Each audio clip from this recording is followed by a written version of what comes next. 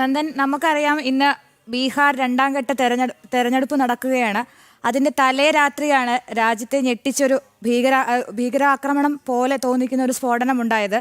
അപ്പോൾ കരുതിക്കൂട്ടി രാജ്യത്തെ അരക്ഷിതാവസ്ഥ സൃഷ്ടിക്കാനുള്ള ശ്രമമാണോ നടക്കുന്നത്? തീർച്ചയായിട്ടും അങ്ങനെ തന്നെയാണ്. അതായത് ഒരു തരത്തിലും വലിയ രീതിയിൽ സമഗ്രമായ പരിശോധനകൾ ഈ ഭാഗങ്ങൾ കേന്ദ്രീകരിച്ച് നടക്കുന്നു എന്നുള്ളതാണ്. പോലീസ് ഈ മേഖലകളിൽ, അതായത് ഈ ബ്ലാസ്റ്റ് നടന്ന മേഖലകൾ മുഴുവൻ ഇപ്പോൾ ബാരിക്കേഡുകൾ കൊണ്ട് തീർത്ത് അവിടെ മാധ്യമങ്ങൾക്ക് കൂടി അത്തരം വിലക്കുകൾ ഏർപ്പെടുത്തിയിരിക്കുകയാണ്. പ്രത്യേകിച്ച് ഇതിന്റെ ദൃശ്യങ്ങളടക്കം പുറത്തു പോകുന്നത് വലിയ തിരിച്ചടിക്ക് വഴിവെക്കുമെന്നുള്ളതിന്റെ ഒരു പശ്ചാത്തലത്തിലാണ് പ്രധാനമായും ഇപ്പോൾ ഇത്തരം ഒരു കർശന നിയന്ത്രണത്തിലേക്ക് ഇപ്പോൾ കാര്യങ്ങൾ എത്തി നിൽക്കുന്നത്. ഏതായാലും ഇതുമായി ബന്ധപ്പെട്ട് പോലീസ് നൽകുന്ന സൂചനകൾ അത് തന്നെയാണ്. ഇപ്പോൾ ഏറ്റവും ഒടുവിൽ ലഭ്യമായ വിവരങ്ങൾ അനുസരിച്ച് ഏതാണ്ട് 9 പേർ മരണപ്പെട്ടു എന്നുള്ള സൂചനകളാണ് ആകുന്നത്. 9 പേർ മരണപ്പെടുകയും അതേപോലെ തന്നെ 30 പേർക്ക് പരിക്കേൽക്കുകയും ചെയ്തു. അതുകൂടാതെ പരിക്കേറ്റവർ, നിസ്സാര പരിക്കേറ്റവർ ധാരാളമായി ഉണ്ട് എന്നുള്ളതാണ്. അവരൊന്നും തന്നെ കൃത്യമായ ഒരു ആശുപത്രിയിലേക്ക് പോകുവാനുള്ള, അല്ലെങ്കിൽ അത്തരം ആശുപത്രിയിലേക്ക് പോകാതെ ചിലർ നിസ്സാര പരിക്കുകളും മറ്റും ഈ സ്ഫോടനത്തിൽ ഇതുമായി ബന്ധപ്പെട്ട് ചില്ലുകളും മറ്റും തെറിച്ചു വീഴുകയും മറ്റുമുണ്ടായ ഒരു സാഹചര്യം അത് കൃത്യമായി തന്നെ വിലയിരുത്തപ്പെടുന്നു, അല്ലെങ്കിൽ ആ സാഹചര്യം ഉണ്ടായിരുന്നു എന്നുള്ളതാണ് യാഥാർത്ഥ്യം. അതുകൊണ്ട് അത്തരം പരിക്കുകളുടെ എണ്ണം, അല്ലെങ്കിൽ അങ്ങനെ പരിക്കേറ്റവരുടെ എണ്ണം കൃത്യമായി ഒരു കൗണ്ടബിൾ അല്ല, അല്ലെങ്കിൽ അത് ആ എണ്ണം കൃത്യമായി എടുത്തിട്ടില്ല എന്നുള്ളതാണ്. പക്ഷേ പരിക്കേറ്റവർ ഈ 30 പേർ, അവർക്ക് കാര്യമായ പരിക്കുകൾ തന്നെയാണ് ഉണ്ടായിരിക്കുന്നത്. അതിൽ തന്നെ ഏതാണ്ട് 6 പേരുടെ നില അതീവ ഗുരുതരമായി തുടരുന്ന സാഹചര്യമാണ് ഉണ്ടായിരിക്കുന്നത്.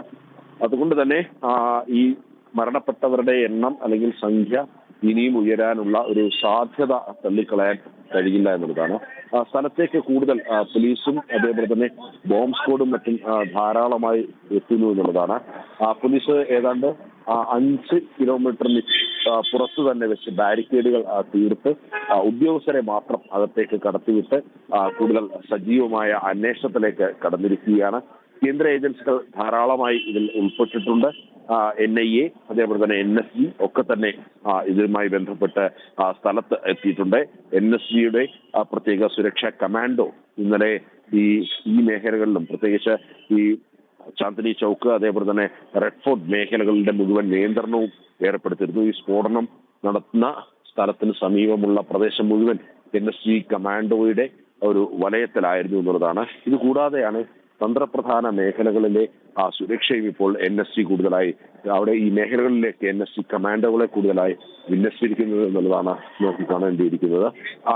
ഇന്നലെ പാർലമെന്റ്, അതേപോലെ തന്നെ മന്ദിരങ്ങൾ, ഒപ്പം തന്നെ എംബസികളൊക്കെ തന്നെ കൃത്യമായി തന്നെ അത്തരം എംബസികൾക്കൊക്കെ ജാഗ്രതാ നിർദ്ദേശം നൽകുന്നതിന് പുറമെ അവിടെ കൂടുതലായി സുരക്ഷാ സേനകളെ കൂടുതലായി വിന്യസിക്കുന്ന ഒരു സാഹചര്യമായിരുന്നു ഉണ്ടായിരുന്നത്. അതിനപ്പുറത്തേക്ക് എംബസികൾ, അമേരിക്കൻ പൗരന്മാർക്ക് അമേരിക്കൻ എംബസി ജാഗ്രതാ നിർദ്ദേശം നൽകിയിട്ടുണ്ട്. വിവിധ രാജ്യങ്ങൾ അവരുടെ പൗരന്മാർ സുരക്ഷിതമായി ഇരിക്കണമെന്നുള്ള നിർദ്ദേശം ഇതിനോടകം തന്നെ നൽകിയിട്ടുണ്ട്. ഒപ്പം തന്നെ ലോകരാഷ്ട്രങ്ങൾ, ഭാരതത്തിൽ നടന്ന ഈ ഒരു സംഭവം അത് ലോകരാഷ്ട്രങ്ങൾ കൃത്യമായി തന്നെ നിരീക്ഷിക്കുന്നുണ്ട്. ലോകരാഷ്ട്രങ്ങളിൽ ഇതുമായി ബന്ധപ്പെട്ട ചർച്ചകൾ നടക്കുന്നുണ്ട് എന്നുള്ളതാണ് യാഥാർത്ഥ്യം. എന്താണ് ഭാരതത്തിൽ സംഭവിച്ചത് എന്നുള്ളത് അവർ കൃത്യമായി തന്നെ വീക്ഷിക്കുകയാണ്. അതേസമയം തന്നെ ഇതുമായി ബന്ധപ്പെട്ട് ലോകരാഷ്ട്രങ്ങളുടെ നേതാക്കൾ ഈ സംഭവത്തെ ഇതിൽ അനുശോചിച്ചുകൊണ്ട് പ്രധാനമന്ത്രിയെ, അല്ലെങ്കിൽ പ്രധാനമന്ത്രിയും PMOയുമായി, പ്രധാനമന്ത്രിയുടെ ഓഫീസുമായൊക്കെ തന്നെ ബന്ധപ്പെടുന്നുണ്ട്.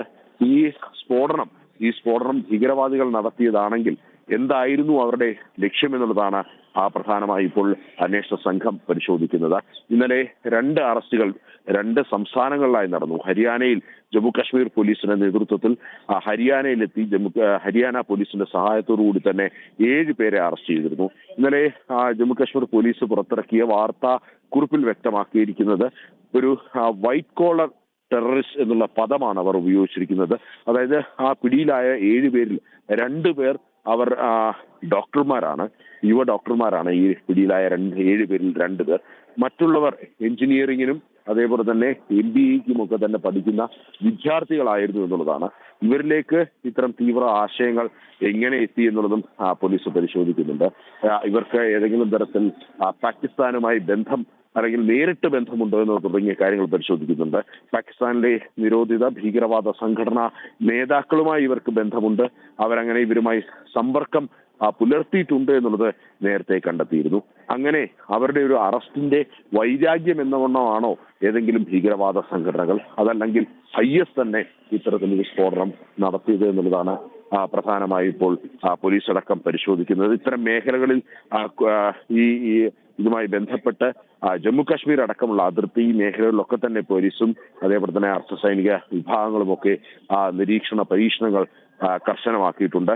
പ്രത്യേകിച്ച് ഇത്തരമൊരു സ്ഫോടനം നടത്തിയിട്ട് അല്ലെങ്കിൽ ഏതെങ്കിലും വിദേശ ശക്തികൾ ഇത്തരമൊരു സ്ഫോടനം നടത്തിയ ശേഷം അതിർത്തി കടക്കുവാനുള്ള സാധ്യതകൾ തള്ളിക്കളയുന്നില്ല. ഏതായാലും ഈ സംഭവം നടന്നതിന് പിന്നാലെ തന്നെ ഡൽഹി നഗരത്തിന്റെ അതിർത്തികൾ പൂർണ്ണമായും പോലീസ് ബാരിക്കേഡും മറ്റും ഉപയോഗിച്ച് പൂർണ്ണമായും അടയ്ക്കുന്ന സാഹചര്യമായിരുന്നു ഉണ്ടായിരുന്നത്. ഈ ബാരിക്കേഡുകൾ തീർത്തുകൊണ്ട് പോലീസ് റോഡുകളിൽ കൃത്യമായ പരിശോധനകൾ നടത്തുന്നു. അതായത് ഒരു വാഹനവും സാധാരണഗതിയിലുള്ള ഒരു സ്പീഡിൽ മുന്നോട്ട് നീങ്ങണ്ട എന്നുള്ളതാണ് പോലീസ് നോക്കിക്കാണുന്നത്. അതുകൊണ്ട് തന്നെ എല്ലാ ചെക്കിംഗ് പോയിന്റുകളിലും വാഹനങ്ങൾ പതുക്കെ പോയി. ഇന്നലെ രാത്രി സമയങ്ങളിലും ഇന്ന് പുലർച്ചെയൊക്കെ പോലീസ് ഇതുമായി ബന്ധപ്പെട്ട് ടോർച്ചും മറ്റും ഉപയോഗിച്ച് എല്ലാ വാഹനങ്ങൾക്കകത്തേക്കും ടോർച്ച് വെളിച്ചം വീശിക്കൊണ്ട് ആരാണ് വാഹനത്തിൽ സഞ്ചരിക്കുന്നത് എന്ന് നോക്കുന്നുണ്ടായിരുന്നു. എല്ലാ വാഹനങ്ങളുടെയും ഡിക്കിയും അതേപോലെ തന്നെ ബോണറ്റും ഒക്കെ തുറന്ന് ശരി നന്ദൻ, കോഴിക്കോട് നിന്ന് രമ്യ കൂടി ചേരുന്നുണ്ട്. രമ്യ, അവിടെ പരിശോധനകൾ തുടരുകയാണോ? ജാഗ്രത നിർദ്ദേശമുണ്ടോ? എന്താണ് വിവരങ്ങൾ? അശ്വതി, ഈ കഴിഞ്ഞ ദിവസം ഈ ഡൽഹിയിൽ നടന്ന സ്ഫോടനത്തിന്റെ പശ്ചാത്തലത്തിൽ കേരളത്തിലുടനീളം വലിയ തോതിലുള്ള കനത്ത ജാഗ്രത തന്നെയാണ് നിർദ്ദേശം നൽകിയിട്ടുള്ളത്. ഇതിന്റെ പശ്ചാത്തലത്തിൽ തന്നെയായിരുന്നു കഴിഞ്ഞ ദിവസം ഇന്നലെ വൈകിട്ടോടുകൂടി ഏകദേശം ഒരു 8 മണിയോടുകൂടിയാണ് ഇത്തരത്തിൽ വലിയൊരു പരിശോധന തന്നെ റെയിൽവേ സ്റ്റേഷൻ, അതുപോലെ തന്നെ KSRTC ബസ് സ്റ്റാൻഡ് തുടങ്ങിയ പ്രദേശങ്ങളിലെല്ലാം പോലീസിന്റെ നേതൃത്വത്തിലുണ്ടായിരുന്നു. റെയിൽവേ സ്റ്റേഷനിൽ ഡോഗ് സ്ക്വാഡും അതുപോലെ ബോംബ് സ്ക്വാഡും RPF നേതൃത്വത്തിലായിരുന്നു കർശന പരിശോധന ഉണ്ടായിരുന്നത്. റെയിൽവേ സ്റ്റേഷനിലുണ്ട് പ്ലാറ്റ്ഫോമിൽ ഉൾപ്പെടെ ആളുകളുടെ ലഗേജുകൾ അത്തരത്തിലുള്ളതുണ്ടായിരുന്നു. അപ്പോൾ അത്തരത്തിൽ ആളില്ലാത്ത ലഗേജുകളാണോ എന്നുള്ള രീതിയിൽ വലിയ തോതിൽ, അതായത് ആരാണ് ഇതിന്റെ ഉടമ, എന്താണ് ഇതിൽ കൊണ്ടുപോകുന്നത് തുടങ്ങിയ വലിയ രീതിയിൽ തന്നെയാണ് കർശനമായ ഒരു പരിശോധന ഇന്നലെ രാത്രികളിലെല്ലാം കാണാൻ കഴിഞ്ഞത്. പക്ഷേ ഇന്നിപ്പോൾ ഈ നിലവിൽ ഈ വിഷയവുമായി ബന്ധപ്പെട്ടുള്ള പരിശോധനയില്ല. പക്ഷേ കർശനമായ ജാഗ്രതാ നിർദ്ദേശത്തിന്റെ പശ്ചാത്തലത്തിൽ പോലീസിന്റെ കൂടുതൽ RPF അംഗങ്ങളും അതുപോലെ തന്നെ പോലീസിന്റെ ആളുകളും കൂടുതൽ നിർദ്ദേശവുമായി, അതായത് ഈ കർശന നിർദ്ദേശം ഈ ഇത്തരത്തിലുള്ള ഒരു അതീവ ജാഗ്രതയുള്ളതിനാൽ തന്നെ ഇവിടങ്ങളിൽ തന്നെ കൂടുതൽ പേരെ വിന്യസിച്ചിട്ടുണ്ട്. ഇതുപോലെ തന്നെ പോലീസും RPF എല്ലാവരും അതീവ ജാഗ്രതയിൽ തന്നെയാണ് ഇതുമായി ബന്ധപ്പെട്ട്. ഇന്നലെയും ഈ KSRTC ബസ് സ്റ്റാൻഡിൽ ഉൾപ്പെടെ ഇന്നലെ രാത്രിയോടുകൂടി ഇത്തരത്തിൽ പോലീസിന്റെ എല്ലാം നേതൃത്വത്തിൽ കർശനമായ പരിശോധനയുണ്ടായിരുന്നു.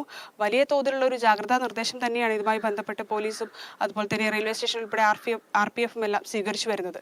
അശ്വതി.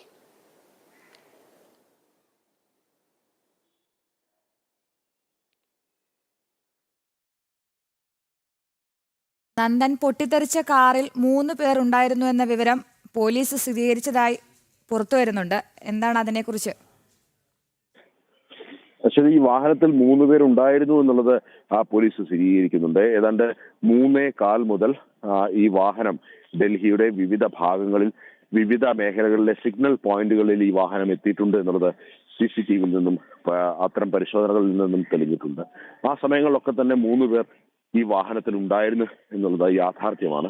അതേസമയം ഈ 3 പേർ ഈ സ്ഫോടനത്തിൽ പൊട്ടിത്തെറിച്ചിട്ടുണ്ടോ, അല്ലെങ്കിൽ ഒരാൾ മാത്രമാണോ മരണപ്പെട്ടത്, അതിനൊക്കെ അപ്പുറത്തേക്ക് ഇവർ 3 പേരും ഈ വാഹനം കൊണ്ടിട്ടിട്ട് രക്ഷപ്പെടുവാനുള്ള സാധ്യത, ഇതെല്ലാം തന്നെ പോലീസ് കൃത്യമായി പരിശോധിക്കുന്നു, അനലൈസ് ചെയ്യുന്നു എന്നുള്ളതാണ്. അതായത് പ്രധാനമായും നോക്കേണ്ടത് സാധാരണഗതിയിൽ ചാവേർ ആക്രമണങ്ങൾ ഉണ്ടാകുമ്പോൾ ആ വാഹനങ്ങളിലോ അല്ലെങ്കിൽ ചാവേറായി പോകുന്ന ഒരാൾ മാത്രമോ ഇത്തരം സംഭവങ്ങളിൽ പങ്കെടുക്കാറാണ് ഇത്തരം തീവ്രവാദ ഭീകരവാദ സംഘടനകളുടെ ഒരു പതിവ് എന്നുള്ളത്.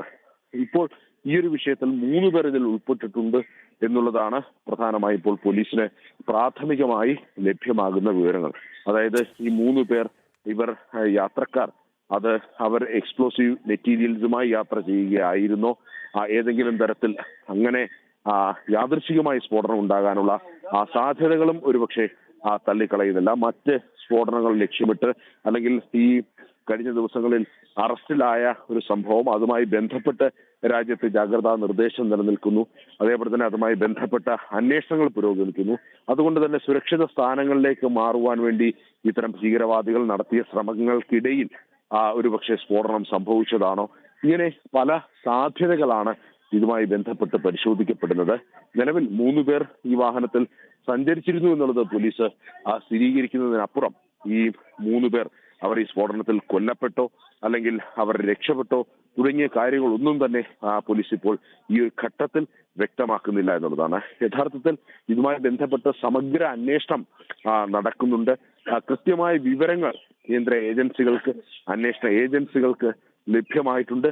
എന്നാൽ ഇതുമായി ബന്ധപ്പെട്ട് കൃത്യമായൊരു വിവരണം അല്ലെങ്കിൽ ഇതുമായി ബന്ധപ്പെട്ട കൂടുതൽ കാര്യങ്ങൾ വെളിപ്പെടുത്തുവാൻ വേണ്ടി പോലീസ് തയ്യാറായിട്ടില്ല എന്നുള്ളതാണ്. ഒരുപക്ഷെ അന്വേഷണത്തെ അത് പ്രതികൂലമായി ബാധിക്കുമെന്ന് കണ്ടുകൊണ്ടാണ് കൂടുതൽ കാര്യങ്ങൾ പോലീസ് വെളിപ്പെടുത്താതെ ഇത്തരമൊരു കൃത്യമായ ഉന്നത ഉദ്യോഗസ്ഥരിൽ മാത്രം നിൽക്കുന്ന ഒരു ക്ലോസ് സർക്യൂട്ടിനകത്തുള്ളിൽ നിൽക്കുന്ന തരത്തിലുള്ള ഒരു അന്വേഷണവുമായി മുന്നോട്ട് പോകുന്നത്. മാധ്യമങ്ങളോടും കൂടുതൽ കാര്യങ്ങൾ വ്യക്തമാക്കിയിട്ടില്ല. ആകെ ലഭ്യമായിട്ടുള്ളത് ഡൽഹി സിറ്റി പോലീസ് കമ്മീഷണറുടെ പ്രതികരണമായിരുന്നു.